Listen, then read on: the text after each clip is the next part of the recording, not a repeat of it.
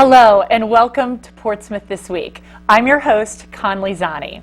This show is under the auspices of Rich Rayner, our Portsmouth Town Administrator. Together, Rich, myself, and the entire Portsmouth This Week team are on a mission to build community. We do that by bringing you accurate and timely information about the issues that impact you. We introduce you to the faces, the personalities, the leaders in our community that make up this very magical place that we live. My guest this week is Joan Warren, the Director of the Portsmouth Prevention Coalition. Joan, welcome. Thank you for being on the show. I am so glad to highlight your amazing organization, and it's clearly very, very cause-driven. I would love to just start with hearing about you, how you got involved, why you care about this. So let's start there. Okay. Yeah. My background is in journalism. I was a journalist with East Bay newspapers, Portsmouth Time being one of our Yes, we're very familiar with that. Yeah, that's awesome. So I spent 20 years, more than 20 years, writing mostly in Barrington, but all over the East Bay and the island and whatnot. Yeah, you live in Barrington, right? I do. Yeah, cool. Yeah, I was raised in Barrington and raised, my husband Peter and I raised our two children there. They're in college presently. Wow. So my background is in communications and journalism, but more than 5 years ago, I went into recovery from alcohol addiction. Really? I started as a teenager. So it's very personal for Very you. personal, Yeah. very personal. I started as a teenager, as most teenagers do, especially, 40 years ago when I was in high school when the drinking age was 18. It was just what we did. Right. And I don't think it's really changed that much with drinking age being 21 now. It's a little bit different, but it's the most easily accessible substance for kids to get their hands on if they're going to do some illegal substances for their age group. Yeah. So that kind of continued throughout my life. And as I got older, I found that it was unmanageable. Yeah. And with some help from friends and just a lot of internal searching and faith, I found the strength to stop. And I can honestly tell you, Conley, that it's one of the best decisions I ever made. Good for you. Yes. I actually, myself, I am 140 days into no alcohol, and I love it. It has been, just out of the fog and everything. That's I think right. the pandemic kind of did me in, as it did a lot of people, Oh, yes, right? yes. A lot of people. Congratulations on that. Thank you. I'm very proud of it. And You really should be. psyched about You should it. be. I am proud as well. I really think that there's nothing wrong with being in recovery. There's no stigma against that, and there shouldn't be stigma. But, No, but right. there is in some respects. You just found like, oh, you're damaged goods, and I'm like, no. I am better now than I think I was during the years that I did drink alcohol. But so that's one of the reasons why this job means so much to me. I do also come from a background after my journalism career went part-time, and I was looking for full-time work. I started working in Fall River at Stepping Stone Incorporated, which was a nonprofit that deals with substance use disorder, mental health disorders, and homeless services. So I was very involved with the Peer-to-Peer Recovery Support Center, which deals with recovery services on a peer level, so people with lived experience helping other people trying to, get into recovery and have a better way of life. So that was wonderful because I was still pretty new in my recovery when I started there and learned so much from Mike Bryant, who is the director there, and the other people I worked with. So I worked under a grant that was expiring. So when I saw this job in Portsmouth, It was meant to be. it was meant to be. I truly believe I'm here for a reason. Yeah.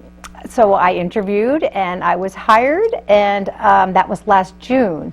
So since then, I've been learning about the community of Portsmouth, which in a lot of ways is like Barrington. I know we don't like to compare the two because they're different communities, but you know. But every community is a little different, so you have to get to know. That's right. Portsmouth. Right, Yeah, right. And the absolutely. people have been very, very welcoming.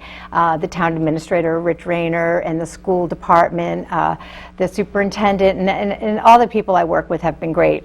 The committee, I have an executive committee and the Portsmouth Coalition Well, in so general. let's talk about how it's all structured. Okay. So this is a Portsmouth job. So let's talk kind of about how it's all funded and how it works with the broader Newport County Coalition. Can you kind of lay the groundwork for us? Yes, well, I'll do my best. It's a little complicated. There's a lot of players, right? So Rhode Island has different coalitions all throughout the state. Okay. So on Aquidneck Island, there is the Newport County Prevention Coalition, right, the big umbrella.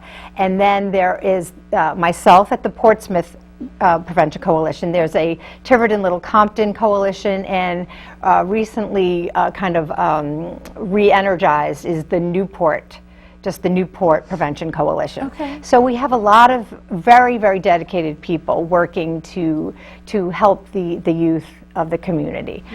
So we are funded in a few different manners. The big funding is from a drug-free community grant, which is a federal grant. It's a 5-year grant. We are presently in year 4 of that grant. And then next year we will reapply to get the 5 through 10-year award.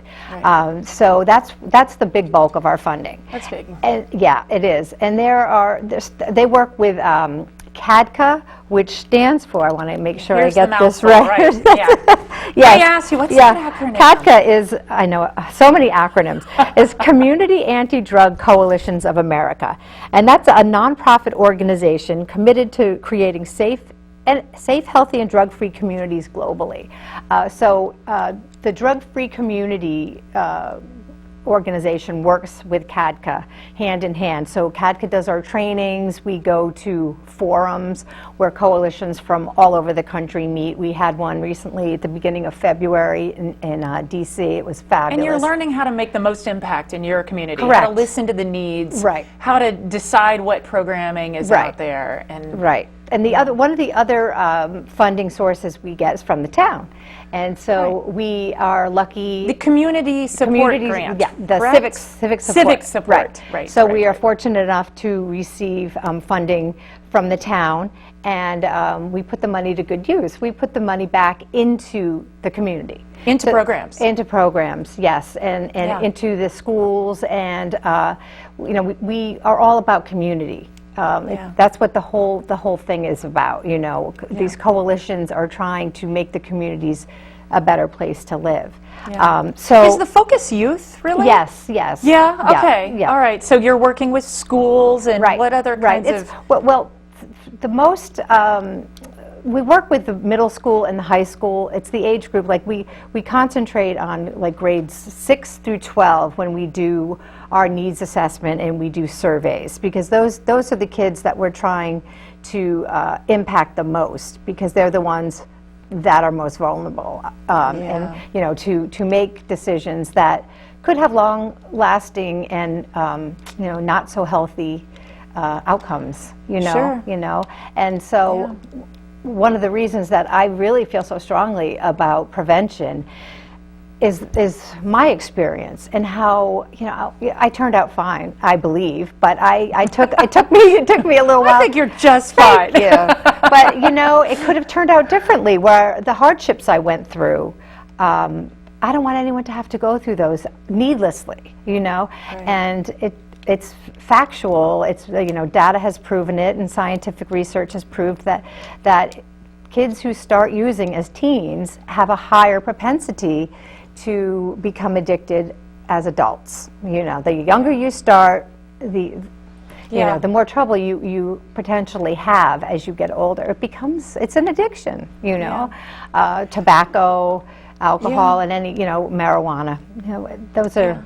So do we have any data on how early kids are starting around here with any of those substances? We do. I'm sure you do. I don't know if you have it off the top of your head. Yes, well, I don't have the exact numbers, but we have every year the Rhode Island Student Survey is given to 6th through 12th graders. Okay. And that data is collected. We have an evaluator who sifts through the data and makes reports for us. Her name's Andrea Paiva. She's fabulous.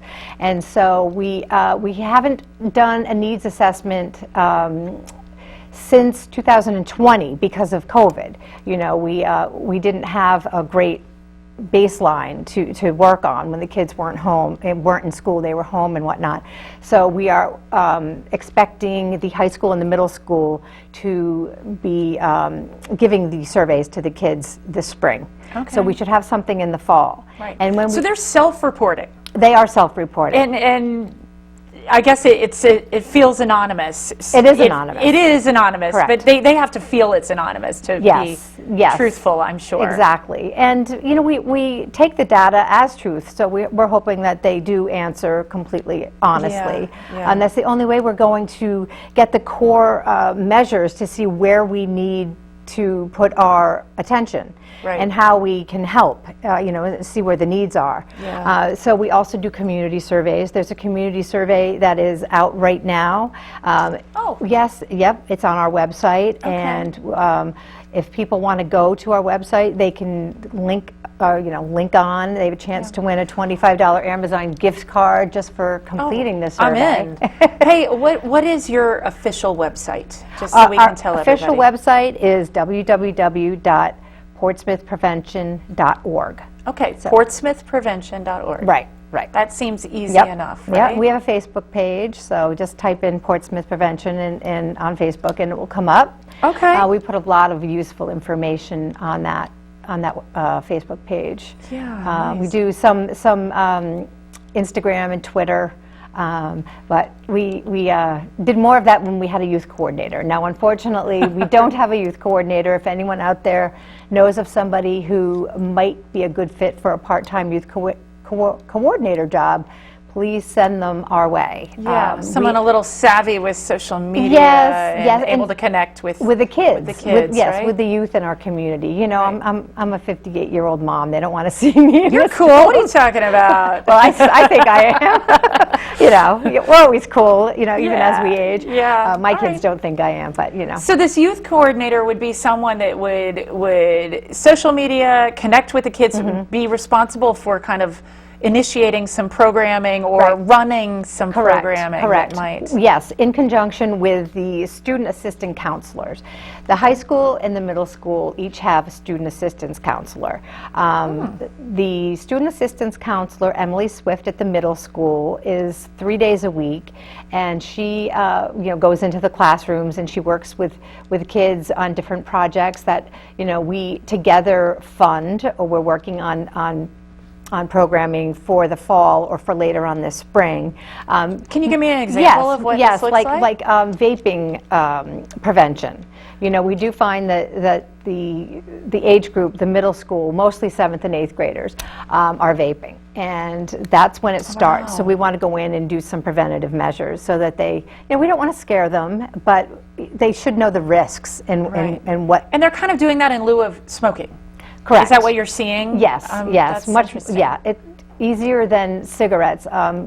Anyone can go on the internet and buy vaping. They just have to check off that they're 18 years old. And yeah, right. right. You see some package come in the mail for your child, and you don't know what it is, and they run up to their room, and it could be a Juul, or that's a name brand.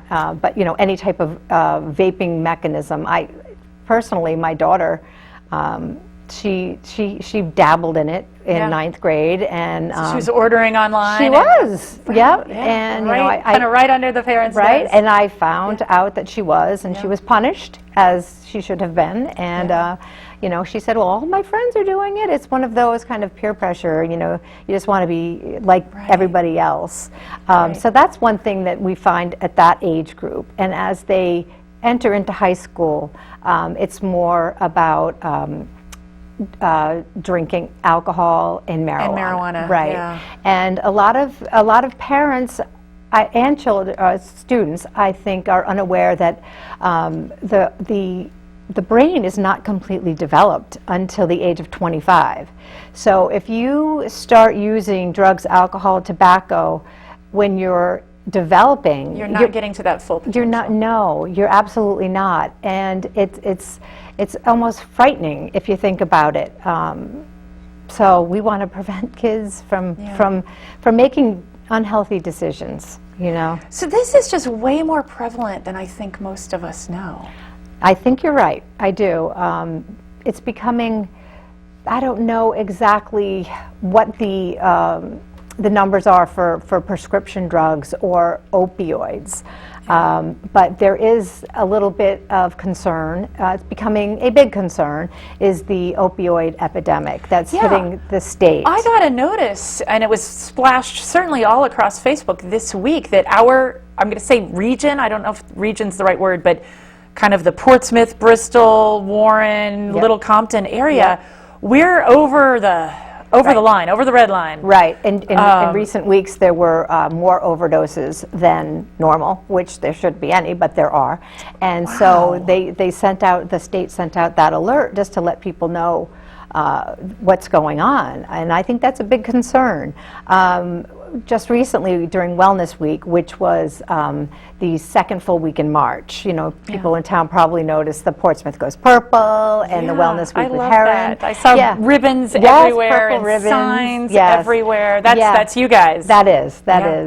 We get some help from some local businesses and organizations, so we thank everybody that did help. But on Wednesday of that week, we had a presentation at the public library. It was called Circles in Silence. It is a program that's put on by the United States Attorney Office, and Circles in Silence. It's a 15-minute documentary that was made here in Rhode Island dealing with the opioid epidemic. Oh, really? Yes, it deals with people that have either lost somebody, been incarcerated because they provided opioids that actually took somebody's life, and people that have recovered from an opioid addiction. So it's very, very meaningful to our state, because you know you hear it everywhere else, but it's happening here as well. You know, maybe not in Little Portsmouth, but it's happening in Providence, it's happening, you know, right over the line in Fall River, it's happening, you know, and just as we saw from the alert, it's getting closer and closer. So I think... Like, we were the worst in the state. Yeah, that's right. Like, right. We were the worst. Yes, there were 5 overdoses in Riverside a couple weeks ago. Wow. And, you know, knowledge is power. The more you know, the more you can prevent, you know, needless deaths in this state, in this town. So, and these drugs are being laced with fentanyl, and it only takes 2 tiny grains of fentanyl to kill somebody. So what does that do? Like, I not knowing, I mean, is it like one's an upper and what, like, can you talk fentanyl is a man-made opioid, which is a pain reliever. You know, they put it in heroin because it heightens the effect of the whatever the feeling you get from the heroin, but they're putting, it's so highly addictive that they're now putting it in cocaine and marijuana. Because fentanyl, because you know, if they put a little bit, maybe these people will come back and buy more because they are addicted, you know? Right. So that's, and they think they're addicted to, say, cocaine, but really it's the fentanyl. Right. And is that what's happening? Yes. And wow. It's a very serious situation. So, you know, if we can help in any way. Yeah. And again, we're focused, or your organization is focused on the youth, but we could be talking, these overdoses could be really anybody. Anybody. Like, we don't, that's not broken down yet. No, not as far as I know. I don't know if that information, and if they're minors, they, you know, the state might not of course give that information out. But so what I really want the community to know is that it takes a village. You know, it can't just be the Prevention Coalition. You know, we need everyone in this town to take ownership of prevention and to want to be a part of it, so that the next generation will grow up and be healthy leaders of the community. Yeah. So the DFC grant has criteria, what we have to, the people that we have to have at the table to help us. And that's Drug-Free Coalition. Drug-free community. Community. Sorry. Acronyms. All right. So this is the big grant that is the big source of funding for the Portsmouth There are 12 Prevention. sectors that we need at our table. Okay. To make. What are those? Okay, we have youth, 18 or younger. We need parents. We need businesses, the media, schools. We need youth-serving organizations.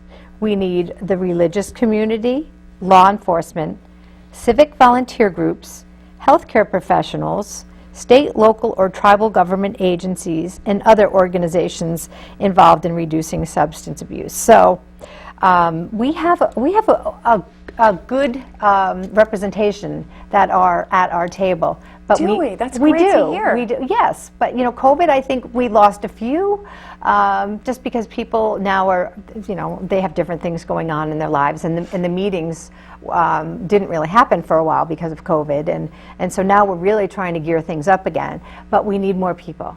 We need more parents to get involved. We need businesses and community members.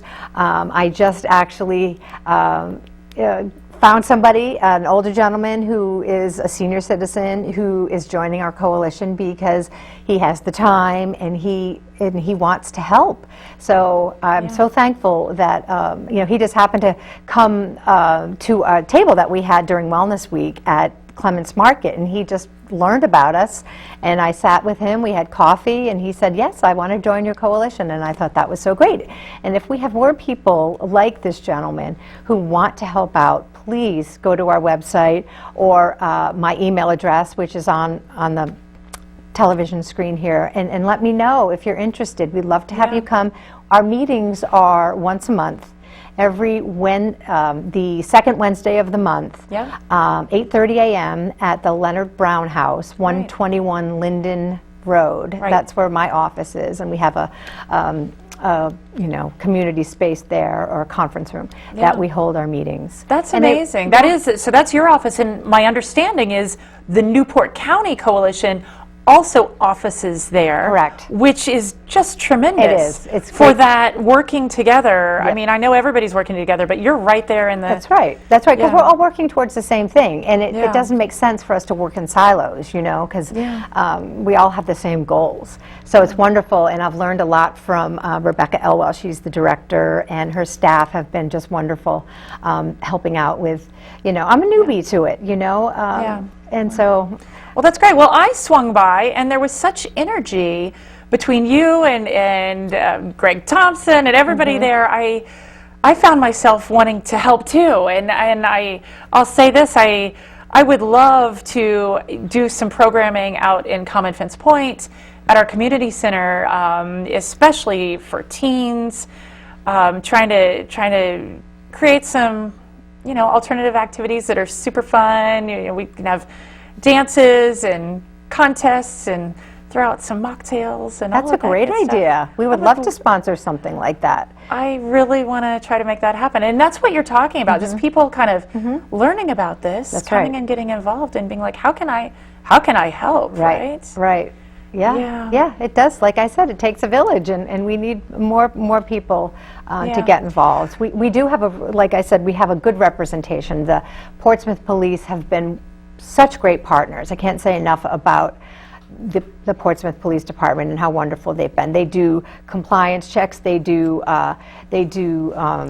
safe homes and the social host law, which is very important. Are you familiar with that? No, tell me what that is. The social host law is a law that parents cannot allow underage kids to drink in their home. If the parents are found to have allowed that, they can be charged with the social host law. Right. And I know a lot of parents are like, well, if they're going to drink, I'd rather them drink in my own home. But you're saying that is they could not okay. No, it's not okay. Well, I need to know that because I have 2 teenage boys. So thank you. Right. For that level. It's illegal. The drinking age is 21 years old. Right. And I don't know if you knew this, but the age to buy tobacco is 21 years old in this state. Oh, It was okay. 18, but maybe 2 or 3 years ago, they raised it to 21. Okay. So I think that's a great thing that the state did, because, you know, Yeah. it's so easy to somebody, and they have to be carded. You know, you can't just buy to, unless you're Right. old, you know, my age or something. Then they're like, well, you're clearly not under 21. But I think that's a good thing, and I think the drinking age is 21. The other thing that we're a little bit concerned about is the legalization of marijuana, recreational marijuana. Right. Which So- has been relatively recent in the past few years. So what are you seeing there? Well, the state, from what I hear, is going to be passing it, so, Okay. this year. So that's going to change a lot of things. So we're working on that, but, you know, that's still a work in progress. Right, but it might end up truly changing some focus for you Correct, guys and correct. some programming. That's right. So, Yeah. to be determined, but we'll do our best Absolutely. to keep up what we're doing, and keep up on the trends, and you know, how we can effectively provide programming that we find the need, and we find effective ways to meet those needs. Well, I think clearly you are the right person for this job, and the passion that you have for this absolutely shines through. Well, So thank you, Connie. Yeah. Thank So you. let's leave our listeners with just the final call to action. What do you want to see people do that are watching this program? Well, I think it's getting involved. You know, it's easy to sit back and just say, "Oh, yeah, that's a great thing that, you know, that the Portsmouth Prevention Coalition is doing." But, you know, even if it's just a small amount of time, you know, maybe just come to a meeting and see what your niche might be and where you can help.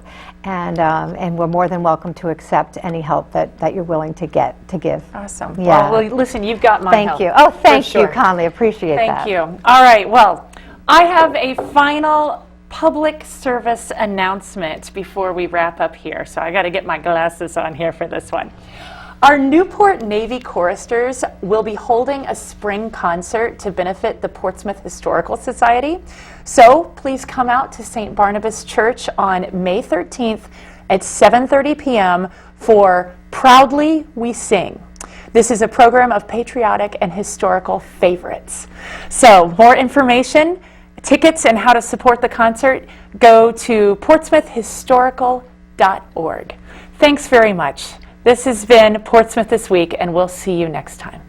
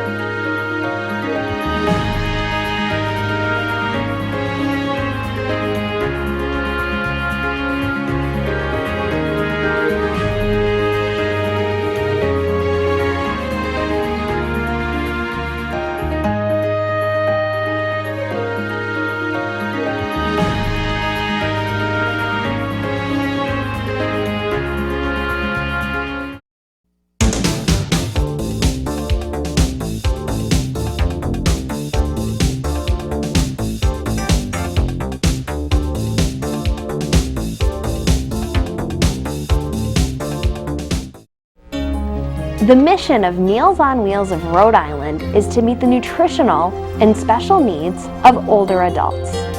For more information about our home-delivered meal program, to learn more about volunteer opportunities and how you can show your support, visit our website at rimeals.org.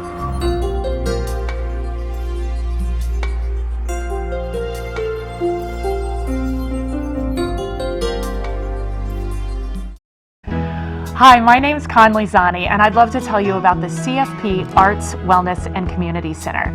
We have a wealth of activities. No matter what you're into, there is something for you.